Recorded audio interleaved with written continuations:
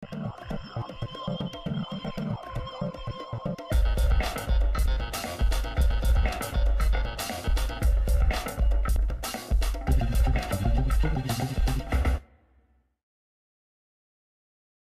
vous souhaite la bienvenue à Saint-Jean-sur-Richelieu. La plus récente séance ordinaire du Conseil s'est tenue tout juste hier, mardi, le 13 décembre 2022, et on vous présente aujourd'hui une première série d'extraits des travaux de nos élus.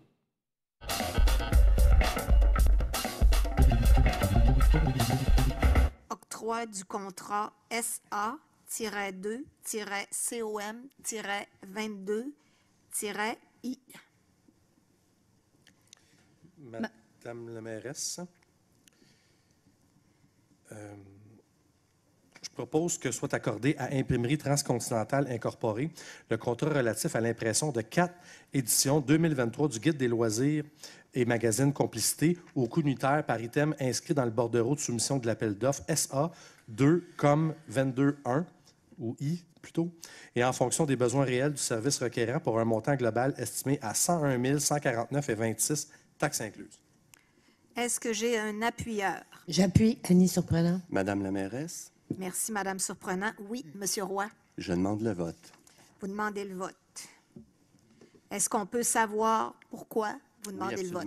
Allez-y. Je vais prendre la peine de me justifier. Absolument. Alors, considérant la volonté du conseil municipal de réduire les impacts environnementaux, considérant la stratégie de développement durable 2030 adoptée par la Ville de Saint-Jean-sur-Richelieu, considérant que la Ville pourrait procéder selon le principe d'adhésion, considérant que nous sommes présentement en litige contre Transcontinental qui poursuit la Ville et que Imprimerie Transcontinentale est une filiale de TC, en conclusion, on parle ici de tonnes de papier qui ira dans les centres de recyclage ou dans les centres d'enfouissement. En fait, c'est aller à l'encontre de ce qu'on prône. Puis, je pense que nos actions doivent suivre nos décisions. Alors, je vote contre. C'est parfait.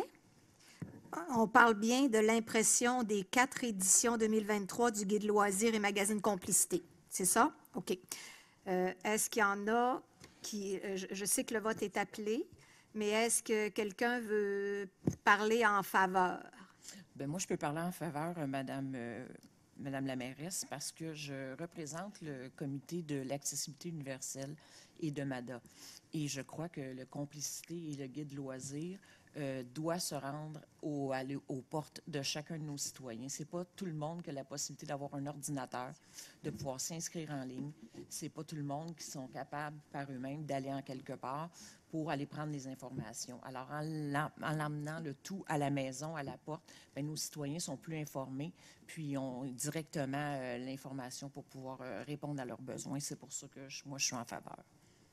C'est parfait. Est-ce que quelqu'un d'autre est contre? Est-ce que quelqu'un d'autre veut s'exprimer en faveur? Bien, moi, Madame la mairesse, vous disiez, parce que vous êtes là tous les jours à l'Hôtel de Ville, quand on a un petit délai où les gens reçoivent la complicité, là, puis qu'ils l'ont pas reçu, c'est-à-dire qu'ils étaient supposés l'avoir, on avait des dizaines et des dizaines d'appels. Donc, c'est sûr que c'est un pas. On aimerait tendre vers ça. On aimerait que tous les gens soient à la fine pointe de la technologie et puissent aller lire sur Internet. Mais malheureusement, c'est peut-être à dire, mais en 2022, on n'est pas encore rendu là. C'est pour ça qu'on a encore une version papier, mais éventuellement, il faudrait attendre à ce que vous dites, M. Roy, mais on n'est pas rendu là encore. C'est parfait. Quelqu'un d'autre veut s'adresser au conseil? Le vote est appelé, Monsieur le greffier. Merci. Alors, Mme Dufresne? Pour. Mme Lambert? Pour. M. Meunier? Pour. M. Fontaine? Pour. M. Godette? Pour. Mme Poisson? Pour. Mme Surprenant? Pour. M. Savard? Pour. M. Roy? Contre. Mme Charbonneau? Pour. Mme Racine-Lehoux? Pour. Et Mme la mairesse? Je vote pas. Donc, 10 pour, 1 contre, adopté.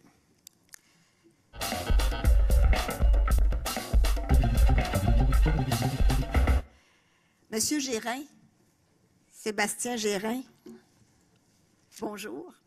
Rebonjour. Rebonjour. Madame Bouchard, Mesdames et Messieurs les conseillers, Monsieur le greffier. En septembre, nous avons parlé des 12 travaux d'Astérix, d'Uderzo et de Kafka. Aujourd'hui, c'est de La Fontaine dont je voudrais vous parler, pas Louis Hippolyte. Je pense qu'on en a assez parlé ces derniers temps, mais Les de fables Jean de La Fontaine? de La Fontaine. Exactement. Et de sa fable, la grenouille qui veut se faire plus gros que le bœuf. J'entends le conseil, les conseillers. J'espère que vous avez une question au bout de ça. Oui, il y a une OK, question parfait. assez certainement. Parfait. Je pense qu'on peut se donner le droit d'avoir un petit peu d'humour. Ces séances sont assez longues. Ah, absolument. Et voilà. Et donc, de sa fable, la grenouille qui veut se faire plus gros que le bœuf, j'entends le conseil, les conseillers se targuer d'être la 11e ville au Québec, se féliciter d'atteindre prochainement les 100 000 habitants, ce qui va nous permettre de changer de statut au niveau de l'administration municipale. C'est fantastique. Sauf que notre municipalité peine à se conformer à des règlements que les autres municipalités, elles, respectent. Et là, je ne parle pas de règlements très compliqués, je parle du Code de la sécurité routière. Voilà maintenant 15 ans que ma vie professionnelle est dédiée à la sécurité des usagers en mobilité et à la lutte contre la violence routière. 15 ans à apprendre, convaincre, partager, mais surtout faire avancer des dossiers dans le respect. Il y a maintenant plus d'1 an, je vous ai soumis un rapport détaillé sur la situation d'un passage pour personnes en face de l'école des Préverts. Le premier document, qui était papier, a été perdu. Le conseil scolaire en a reçu une copie du même envoi et vous l'a transmis à vos professionnels pour faire une rencontre. J'imagine aux professionnels, ça doit être au comité de la circulation ou... À Okay. votre direction, là, DGA, Okay. DG... Continuez, je ne veux pas Oui. vous faire perdre votre temps. Donc, c'est ça, le conseil scolaire vous en a envoyé une copie. Mon conseiller municipal l'a fait aussi suivre une 3e fois au comité de mobilité suite à mon passage au mois de septembre. Donc, je pense qu'il a été envoyé à Madame Poisson. Pas de nouvelles. Ça fait plus d'1 an. Alors, je comprends, Monsieur Bisaillon, quand on envoie des documents, c'est vrai qu'ils sont parfois volumineux. Je ne m'attends pas et je ne vous ferai pas l'affront de savoir si chaque conseiller ici a lu le document. Assurément non, il fait plus de 22 pages. Par contre, je m'attends à ce qu'un professionnel en prenne connaissance. Parfait. Pardon, j'ai perdu le fil. Donc, toujours pas de nouvelles. Madame Bouchard, je vous demande de prendre au sérieux la sécurité de nos enfants. Nous n'avons rien de plus précieux que nos enfants. Alors n'en doutez pas, sans action qualitative de votre part, je serai parmi les plus fidèles de cette Assemblée. Et je suis très patient. En septembre, le Conseil a voté l'implantation d'un arrêt au mépris des normes provinciales en vigueur. La municipalité a fini par installer une partie seulement de la signalisation qui était prévue au sommaire décisionnel. Le reste est resté coincé à l'atelier, probablement. En modifiant la signalisation, les équipes municipales ont quand même réussi, en modifiant la signalisation dans une seule intersection, à commettre 8 infractions continues au Code de la sécurité routière. Franchement, chapeau. Chapeau. Le tout sans amélioration des problématiques préalablement soulevées. On a modifié la signalisation, mais la situation existante n'a pas été améliorée. Vous comprendrez que je n'attends pas de réponse ce soir, mais que des actions concrètes pour la sécurité de nos enfants doivent être posées, et ce, sans délai. Je souhaite d'ailleurs rappeler au Conseil les mécanismes prévus à l'article 289 du Code de la sécurité routière du Québec, qui prévoit la mise sous tutelle par Madame la ministre des Transports du responsable de l'entretien du chemin public en cas de non-respect des normes du ministère des Transports. Alors, un triste rappel de l'actualité. Aujourd'hui, il y a une petite fille de 7 ans qui est décédée en allant à l'école. Cette petite fille, elle a le même âge que ma fille. Moi, je pense que comme collectivité, on se doit de protéger nos enfants. C'est pas quand on aura le temps ou quand on aura les moyens. La culture, l'art, c'est extrêmement important, mais préserver la sécurité de nos enfants, ça devrait passer en premier. Merci beaucoup. C'était quoi votre question? La question, c'était quand est-ce qu'on va... Ma question serait-il possible d'avoir une réponse? Oui, OK. C'est bon. Ou une action, ou... Là, on parle du quartier des Préverts, hein, Oui. du secteur des Préverts, le tronçon de l'école. Exact. C'est ça? OK, parfait. OK, vous savez de quoi il s'agit? Oui, j'ai eu votre document, je l'ai lu, je l'ai vu. Je l'ai présenté à M. Groslo? Gros-Lot. Rollo. Si. Monsieur Jonathan Groslo. Il va m'en vouloir. Je m'excuse, Jonathan. Alors, il m'a dit qu'il avait pris connaissance de ce document-là, il y avait justement des choses qui avaient été modifiées pour rendre ce coin-là ou cette artère-là plus sécuritaire pour les enfants et qui travaillait également en collaboration avec la commission scolaire pour cette école-là. Alors, je ne veux pas que vous pensiez que c'est aux oubliettes puis que c'est pas travaillé. Le dossier avance, puis comme vous-même, vous avez remarqué qu'il y avait eu des changements. Oui, ce qui est inquiétant, c'est que les changements... La Ville commet des infractions en faisant ces changements. Je vous invite vraiment à beaucoup plus de rigueur dans le traitement administratif et dans le traitement de la signalisation. L'article 289 est extrêmement clair et réfère aux normes, principalement au tome 5 des normes et ouvrages routiers du ministère des Transports. Il y a des panneaux qui ne sont pas de la bonne couleur, des logos qui ne sont pas de la bonne couleur, des panneaux qui sont trop hauts, trop bas. Les lignes de traverse piétonne qui devraient être jaunes sont blanches, celles qui devraient être blanches sont jaunes. Récemment, l'arrêt a été installé, mais en laissant les lignes jaunes, donc les usagers qui n'ont pas vu le nouvel arrêt sont passés tout droit et ont été accueillis par la maréchaussée dès le jour 1, alors que l'installation n'était même pas aux normes. Probablement que ces lignes-là, c'est parce que si on ferait des lignes par-dessus, j'imagine, là, je vous réponds, là, c'est Patricia Poisson qui vous répond, là, que j'imagine que quand que les lignes vont être refaites, à ce moment-là, la couleur va être modifiée, là. Parce que vous êtes passé les effacer, mais vous en avez juste effacé un tout petit bout. En tout cas, Écoutez, je pense qu'on va épargner le temps du conseil. Votre dossier, le document comme vous nous avez remis, bien, on en a pris connaissance. D'accord. Est-ce qu'on va avoir un suivi? Je vais demander à M. Groslot s'il peut vous faire un suivi. Tantôt, à la fin de la réunion, vous viendrez me donner votre numéro de téléphone. je viens de... déjà noté, Madame Poisson. La direction générale adjointe l'a déjà. Bon, bien, parfait. Alors, Je pense qu'au nombre de courriels et de demandes d'accès à l'information que je vous ai envoyées, vous avez l'ensemble de mes coordonnées. Ça se peut. Moi, j'ai eu vent de vous. Ça fait pas longtemps. C'est M. Roy qui m'a donné le document que j'ai emmené au comité de circulation. Alors, peut-être que ça fait 1 an là, pour vous, mais moi, ça fait pas 1 an, mettons, que j'ai pris connaissance de votre dossier. Merci beaucoup. Merci, M. Gérin. Puis on a pris en note votre numéro de téléphone. Là, la direction générale l'a pris en note. Alors, vous devriez avoir, peut-être pas demain matin, là, mais vous allez avoir des nouvelles.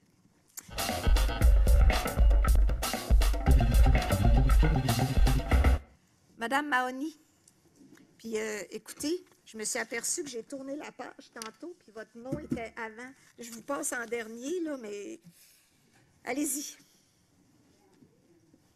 Bonsoir. Je suis citoyenne de Saint-Jean depuis 24 ans. Allez-y, madame. Mélanie Mahoney. Oui, je travaille depuis 10 ans à l'Office municipal d'habitation du Haut-Richelieu. Je viens simplement dire merci à l'équipe Bouchard, que j'ai eu de l'aide pour... je suis un petit peu en retard, on est rendu au mois de décembre. Pour dire merci pour le 1er juillet, on a ramassé quand même 14 familles dans le besoin. Et puis, on a eu l'aide de la ville, je ne veux pas oublier le nom, Mme Roy. Caroline Roy. Et ils m'ont prêté aussi 24 cols bleus qui m'ont aidé là, à aider les familles, les déménager, les mettre dans d'autres endroits. Des gens qui auraient été à la rue, là. Oui. On n'a pas sauvé le monde, ça, c'est sûr. Non.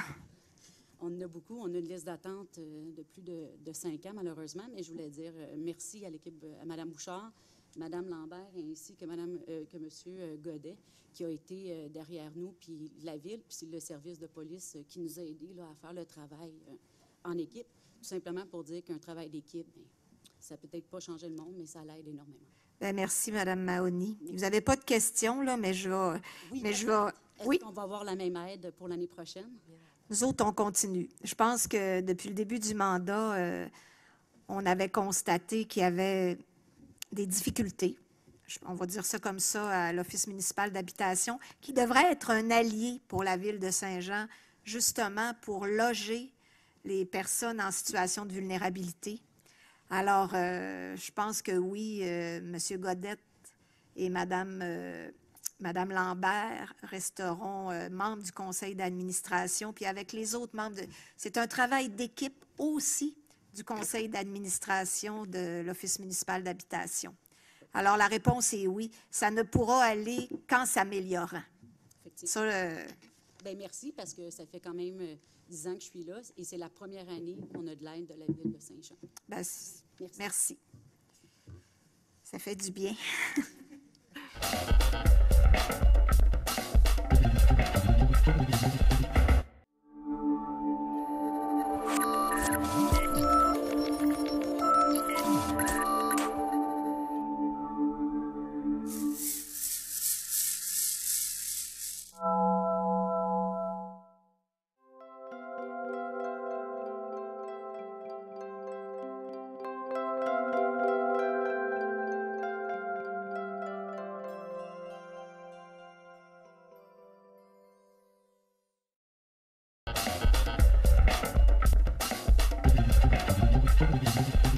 Alors, allez-y, Madame Lambert. Oui, je vais continuer avec ce que Mme Mahoney, qui est intervenante à l'Office municipal.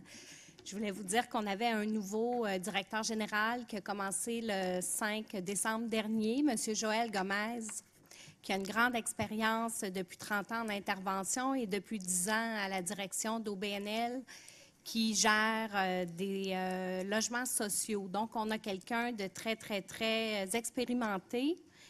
Il sait comment fonctionnent les subventions auprès de nos gouvernements, les normes de bâtiment, la régie du logement. Donc, c'est quelqu'un qui va faire une grosse différence au niveau de la direction de notre Office municipal d'habitation.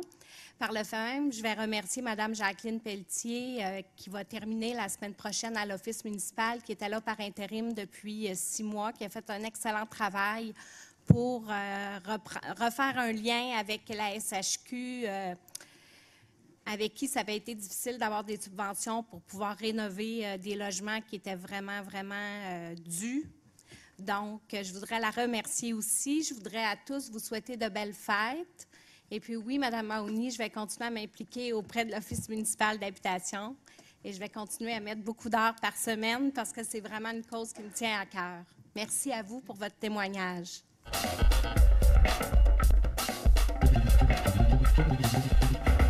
Monsieur Meunier, District 3. Oui, j'ai peut-être juste un petit commentaire pour M. Gérin, la fille de ma copine de 7 ans. Ce que j'ai vu aussi dans les nouvelles ce matin, c'était pas facile. Je suis 100% d'accord avec vous. Je pense que c'est important qu'on sécurise nos écoles. C'était à un coin de rue de l'école. Un coin de rue. C'est pas normal. Fait que j'aborde dans le même sens. Je pense que tout le monde nous écoute ici, puis ça vient me prendre moi aussi. Des intersections surélevées, des avancées de trottoirs, des aménagements, il ne faut pas lâcher. Mais c'est notre futur, nos écoles, on a besoin de les protéger. Puis j'espère que le message passe. Puis des situations comme ce matin, il ne faut pas que ça se répète. On n'en veut pas à Saint-Jean. Merci.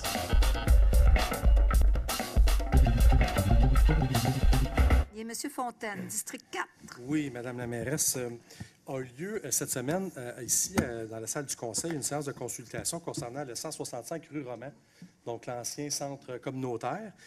Plusieurs citoyens se sont présentés, une bonne vingtaine. On a eu une discussion franche et honnête. Et puis, on prend acte là, de ce qui s'est dit dans cette séance-là. Je fais un petit résumé.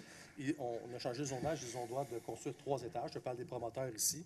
Je trouve que le projet est beau, mais on veut rajouter un 4e étage. Donc, c'est ce qu'on a proposé. Mon pif politique semblait me dire que ça ne passerait pas. Quoique on ne le sait pas tant qu'on n'ira pas en changement de zonage ou dans le fond, parce que ça va prendre ça. On va prendre un changement de zonage si je veux un 4e étage. J'ai l'impression que les gens signeraient le registre, puis tout ça, mais ce n'est qu'une impression. Donc, en tout cas, qui vivra verra. Mais tu sais, je voulais sensibiliser le Conseil là, au fait qu'on a quand même tenu une bonne séance de consultation. Et puis, je vais faire du pouce aussi sur ce que tu as dit, Jérémy, là, tout à l'heure, concernant la sécurisation de l'école Saint-Eugène. Mais juste auparavant, je vais juste revenir un petit peu en arrière pour justement, il y a eu 2 nominations qu'on a faites importantes ce soir. 2 vraiment importantes. Je dis ça parce que le CIG et le service de l'urbanisme, c'est le poumon de la ville. Un travaille avec l'autre, c'est tout le développement, puis l'autre vient tout régler la réglementation du développement. Donc, je tiens à féliciter M. Grégoire, qui entre en poste avec nous aujourd'hui. Donc, félicitations de votre nomination. On est bien... Le 6 février, M. Fontaine. Oui. M. Grégoire entrera en fonction le 6 février. Bon, bien, le 6 février, il entrera et on va être bien content de l'accueillir. On a hâte. Hein? On a hâte. Oui, bien c'est ça. Vous voyez, je cache mal ma joie. Parce que j'ai quand même 2 dossiers, puis c'est là que je vais faire du pouce sur ce qui a été dit au Lafayette. Moi aussi, ce matin, ça m'a touché. Je passe par là des fois pour revenir de Montréal. Je travaille là. Et puis, moi, je trouve ça inconcevable. Puis un des premiers sujets auxquels je vais sensibiliser M. Grégoire, c'est la promesse que j'ai faite de mettre un trottoir sur la rue Langteau pour que nos enfants aillent à l'école de façon sécuritaire. Présentement, les enfants qui circulent sur la rue Langteau à la plus importante commission scolaire en frais de nombre de l'école de la commission scolaire, l'école Saint-Eugène. Je ne sais plus comment il est rendu d'élèves. Je pense qu'il y a 800 élèves à cette école-là. C'est incroyable. Dans mon école secondaire, on est 1100. Là. Donc, il y a 5 classes de maternelle ou 6 classes de maternelle. Donc, il faut le faire. Là. Donc, c'est un des premiers sujets, M. Grégoire. Je ne sais pas si vous êtes à l'écoute, mais je vais vous sensibiliser très rapidement. Mais c'est dans le PTI, de toute façon. On a une fiche PTI. Ce n'est pas quelque chose qui va sortir du chapeau, là, mais je vais m'assurer que cette fiche-là se réalise le plus rapidement possible. L'autre dossier, c'est sur la rue Chopin. Il n'y a pas d'égouttement d'eau sur la rue Chopin. Quand il pleut, ça reste là des jours et des jours. Ça ne fait pas de sens.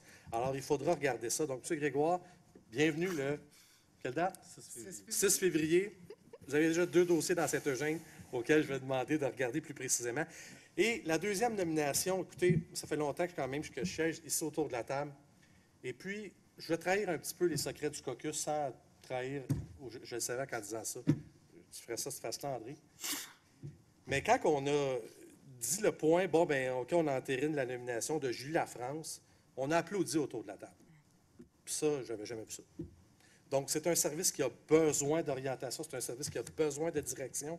Julie, je sais qu'elle a hâte d'entrer en fonction. Elle est déjà en fonction. Julie Lafrance est chef de division en ce moment au service d'urbanisme. Elle aura son poste de directrice à compter de lundi prochain. Bon, lundi prochain, on se met à travailler à l'urbanisme. Je pense que c'est un poste qu'on était content de combler. Très content de la nomination de Julie Lafrance, enfin. 2 derniers petits points très rapides. L'opération Nez Rouge. Okay? Donc, c'est en fonction seulement les fins de semaine. Manque de bénévoles, manque de main-d'œuvre comme dans n'importe quel secteur d'activité. Donc, la fin de semaine, gênez-vous pas, appelez l'opération Nez Rouge. Puis, les fonds, premièrement, on va sécuriser nos routes. On va enlever, c'est ça, le but, c'est de sécuriser les routes, de 1, puis de 2, l'argent recueilli. Soyez généreux, parce que l'argent recueilli va aux jeunes qui sont parrainés par le Club optimiste de Saint-Eugène. Puis, en dernier lieu, Mme la mairesse, je voudrais souhaiter de joyeuses fêtes 2022, puis on se revoit en 2023 avec plein de projets, et puis la tête reposée, j'espère.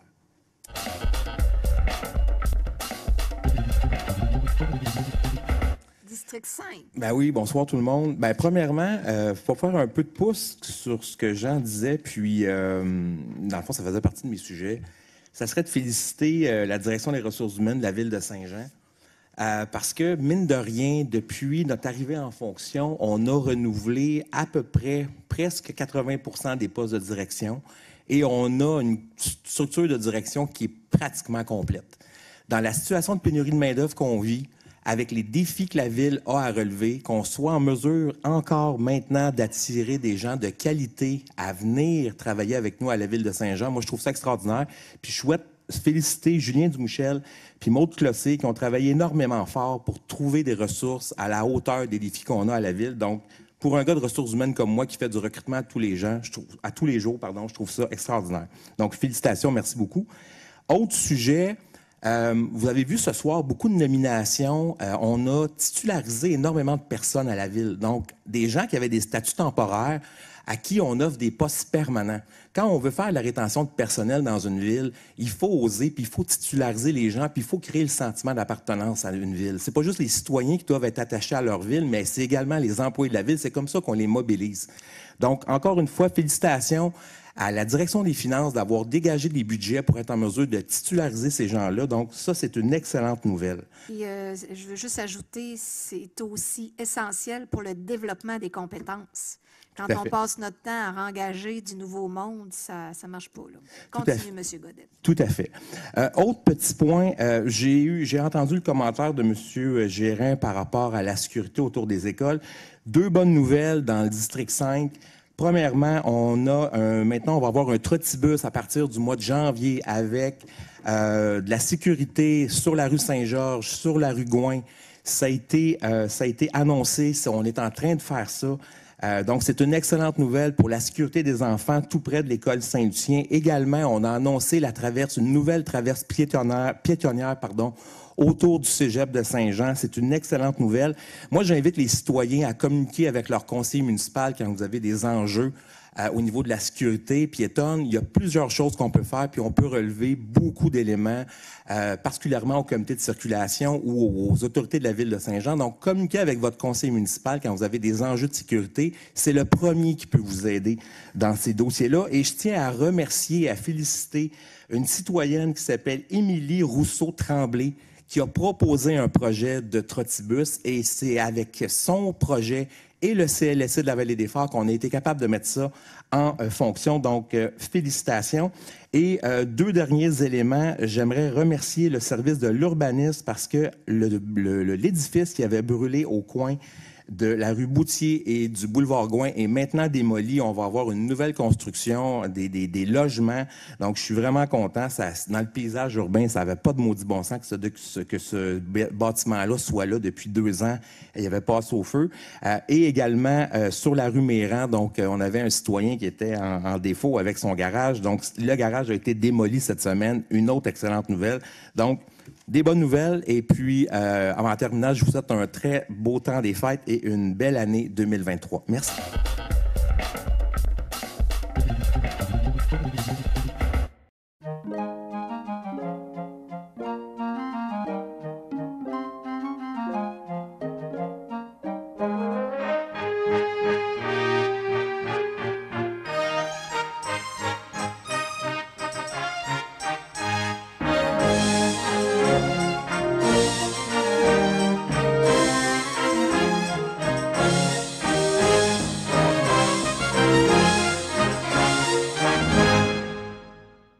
Merci d'avoir été là. On se fixe rendez-vous la semaine prochaine alors que nous allons vous présenter de nouveaux extraits de cette toute nouvelle séance ordinaire du Conseil tenue le mardi 13 décembre 2022. Entre-temps, commentaires, questions, suggestions, par courriel, Éric Latour en un mot à commercial tvhr9.com.